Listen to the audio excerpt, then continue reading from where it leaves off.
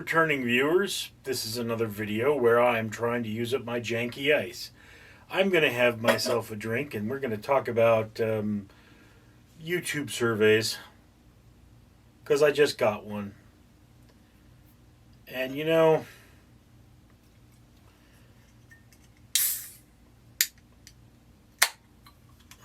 I'm having my Arizona Sunrise gluten-free mucho mango here, and it has made my janky ice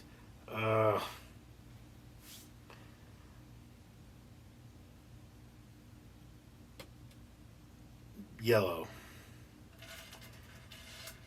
For every 1,000 subscribers, I gotta purchase one of these bracelets from 4Ocean. 4Ocean pulls a pound of trash out of the ocean. Every time I do that, if you'd be so kind as to comment, like, and subscribe, you'd be doing your part for a better world. Now, YouTube sent me a survey, and they wanted to basically know what motivates me to be on YouTube. And it's like, you know, here's that thing. Nobody challenges YouTube. YouTube is the best platform for video sharing. Okay, it's the one where everybody is making all the money. Nobody is a millionaire. Well, maybe that's not true, but nobody I know of is a millionaire on Daily Motion. And there are multiple platforms that you can be on.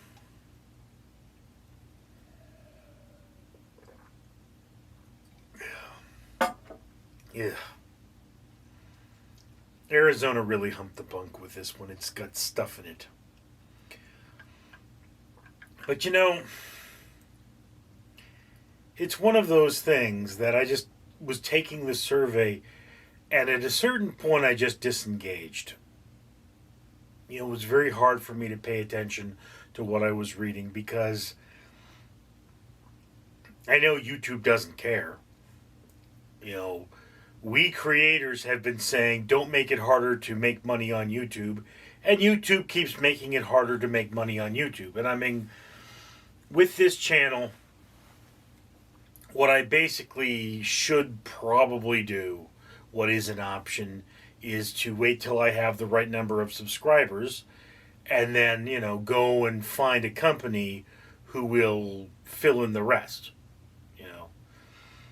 There's something like 3 criteria for long-form videos to become monetized. It's you have to have uploaded so many videos within the past week or the past month or something like that. You have to have so many subscribers and so many watch hours. And the hardest one is the watch hours, because YouTube does not count the time that people spend watching your shorts. And for example, if you just took your computer and you said, okay, let me just watch all of my videos. I just have one computer that does nothing but watch my videos every day. YouTube says, yeah, it doesn't count. You know, and I mean, the whole point of monetization like that was to stop people who were illegally ripping movies and breaking copyright. And it's like, guys, you know, how about you just do the copyright checks, and then everybody who uploads to YouTube can make money. You know, it's not like we make a lot of money.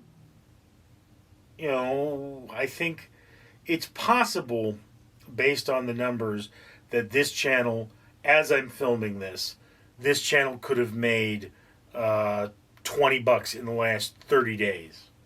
All right?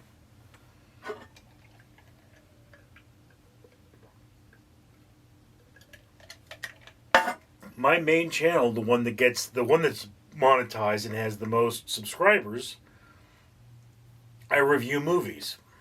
Okay? And I basically have to wait for screeners of dubious legality, because if I went and bought one movie ticket, that's more than the channel makes in a month, unless I go to the cheap house, in which case, what's the point? You know, it's it's one of those things about YouTube. It's like on that channel, I'm a movie critic. And, there are people that make a career of being a movie critic. What they do is they critique movies. And if I did that 40 hours a week, okay, I sat there and, there are websites that, I can find new movies. They're of dubious legality. But I can find basically every movie in theaters within 100 miles from me. Well, no. I can find a large number of movies, many of them obscure. Oh, a car starting up. I can find a large number of movies, many of them obscure, many of them you've never heard of. And I could sit there and it's like, this is what I do. I review 3 movies a day. That would basically be an 8-hour, exercise. And, I could do that, but I wouldn't make a living at it.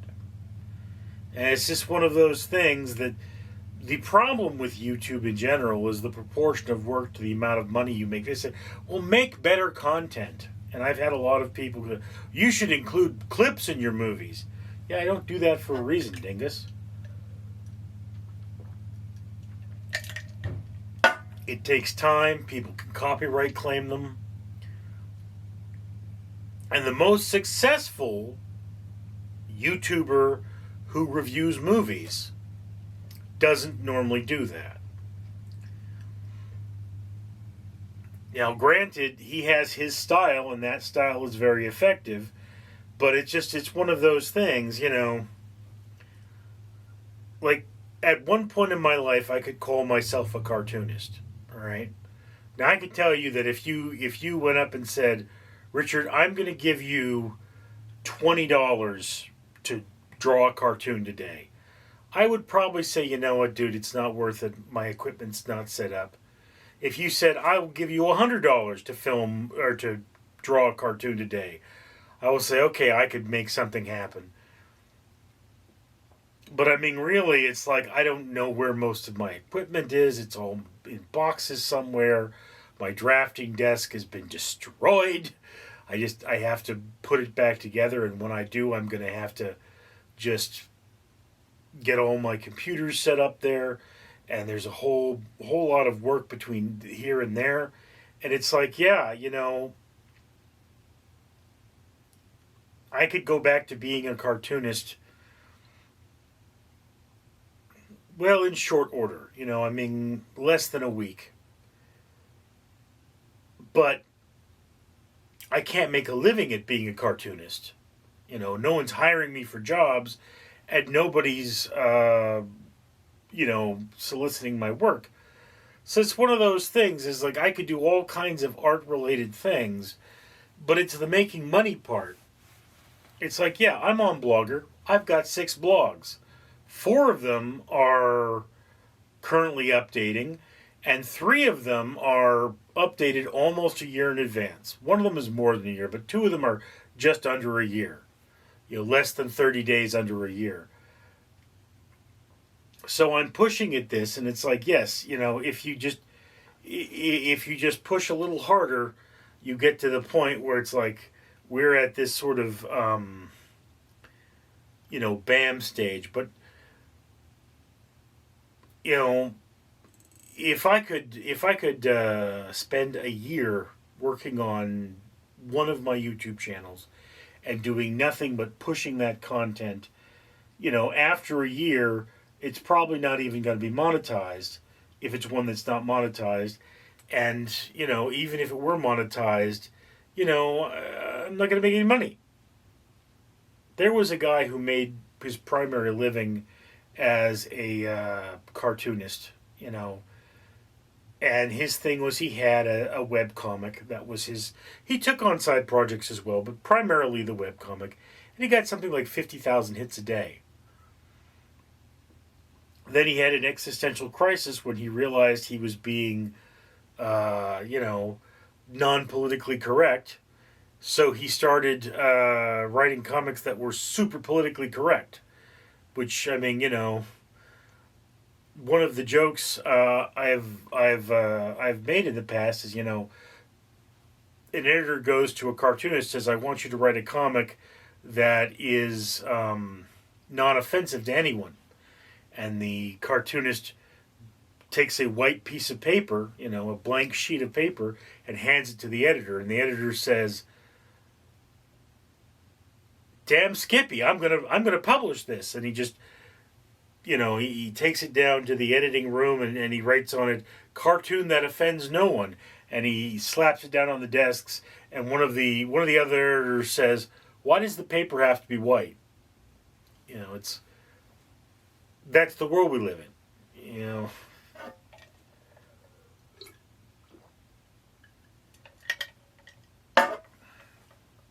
So then, to get back to the survey, one of the things I have to point out,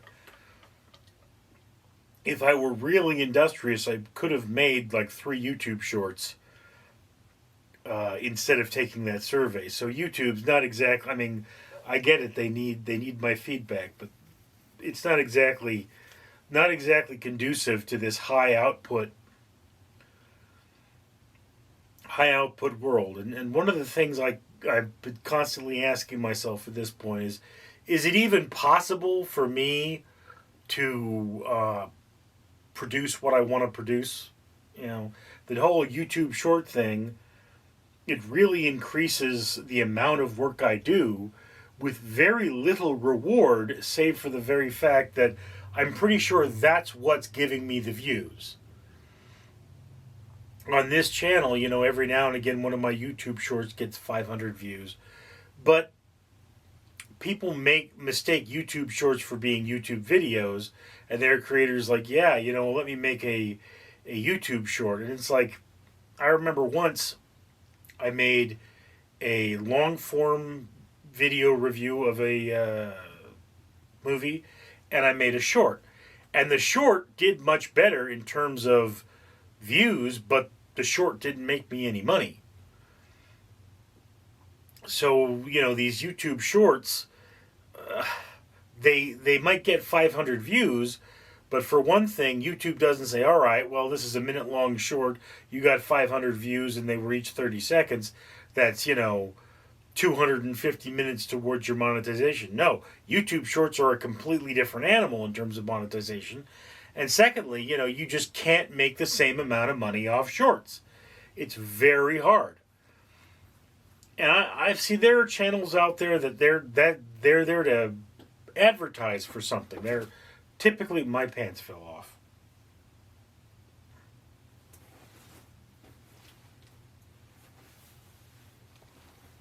It's a common problem. Here are my shorts. I have lost 70 pounds since I bought these. They're not in the best of shape. They fell off.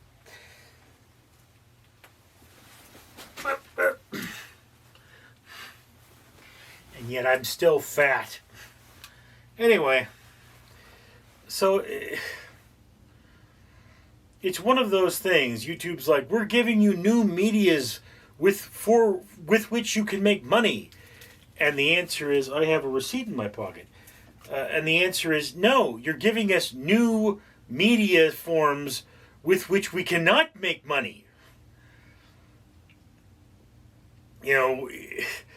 All I want to do is really, it's like I probably wouldn't be making this video at all if I could make money doing something else.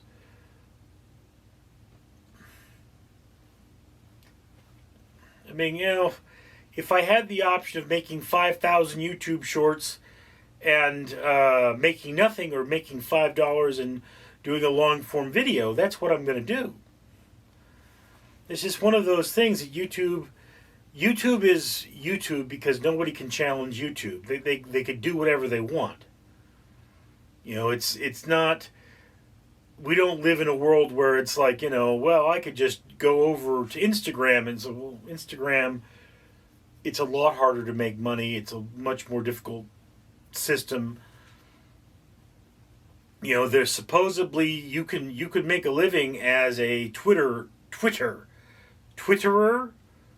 Xer, some dude on the platform formerly known as Twitter, if you have enough subscribers or something, you're eligible to make money. But, getting to that point, and even then, it's easier to understand YouTube, and there's more you can do with that. You can make a living as a blogger, but getting to that point is always the problem. So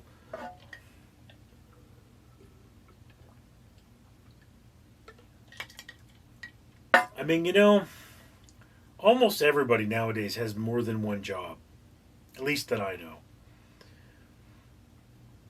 Even if you look at Donald Trump, technically he's a businessman and a politician, okay?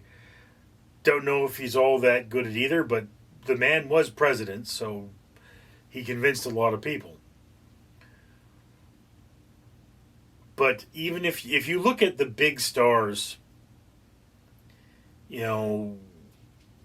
like Seth Meyers, for example, is a comedian. He does comedy shows. He's also a talk show host, all right? Even Rick Moranis, before he retired,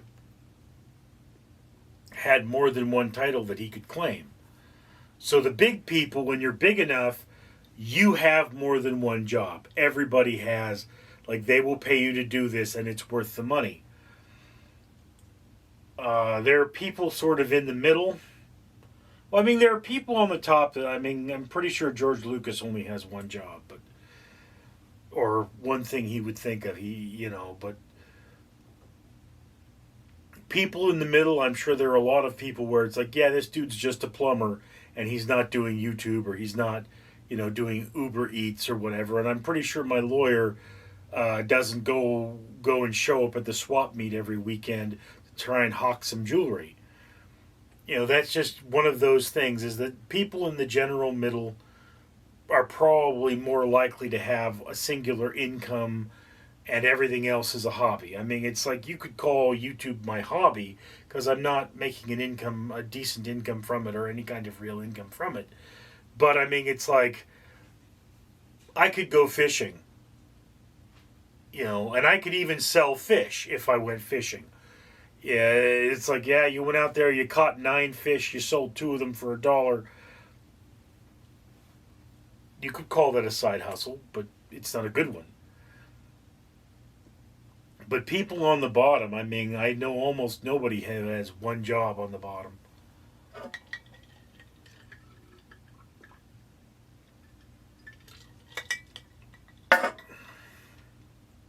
We've always got to be doing that. We've always got to be working. We've always got to be pushing for things. And YouTube, well, if you got a car, you can do Uber Eats. And you will basically be some kind of money positive. You will get a defined income out of it. Now, if you have like a Lincoln Continental and you're doing Uber Eats, that's obviously not going to make you money because you're putting your paycheck in your gas tank. But, it's like if somebody is given the option, do Uber Eats or do YouTube, obviously Uber Eats is going to be money, a better guarantee of money, as opposed to YouTube, which is like, you never know. Anyway, I'm just rambling at this point. I had to use up this janky ice, so I'm going to use up this janky ice, and I'm going to get back to work now. Thank you for sharing this moment with me. I'm Richard. Danger Ducky says, this is your magic moment. A moment for you to do something that is good for the world. You can comment, like, and subscribe, because for every 1,000 subscribers this channel gets, they will buy one of these bracelets I am wearing.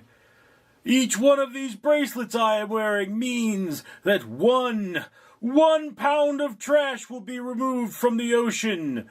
Cleaning the ocean is an expensive thing to do, and we need your help, so don't be trash. Comment, like, and subscribe, and get trash out of the ocean.